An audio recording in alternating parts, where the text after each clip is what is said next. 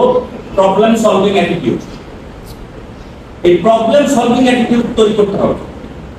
আপনি অনেকেই আছে, আমরা প্রবলেম দেখছি, প্রবলেম থেকে ওখান থেকে বেঁকে চলে আসছে বা এড়ায় থাকতে চাই। প্রবলেম, আচ্ছা ঠিক আছে, সাইড দিয়ে যেতে পারলে ভালো। নো ভাই, আপনাকে প্রবলেম সলভিং অ্যাটিটিউড তৈরি করতে হবে।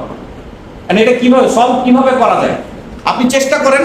দেখেন আল্লাহ বলছে কি 12 মুশকিল, শুনি নাই 12 মুশকিল মানে কি? এই কথার অর্থ কি? এই কথার অর্থ কি? এই কথার অর্থ একটাই, আল্লাহ বলে দিছে যে তোমার বান্দা তোমার যা সমস্যা আছে তার থেকে সমাধান একটা হইলেও বেশি আছে,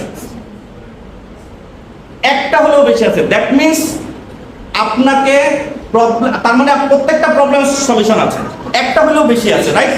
সলিউশন একটা হলেও কি বেশি আছে। তার মানে আপনার প্রবলেম নিয়ে ভয় পাওয়ার কারণ নাই। আপনি প্রবলেমটাকে ডায়াগনাইসিস করেন, প্রবলেমের ভিতরে ঢুকে ওটাকে সলভ করেন। আর যখন আপনি প্রবলেম সলভ করতে পারবেন তখন দেখবেন অটোমেটিক্যালি আপনার মধ্যে কনফিডেন্স গ্রো হবে।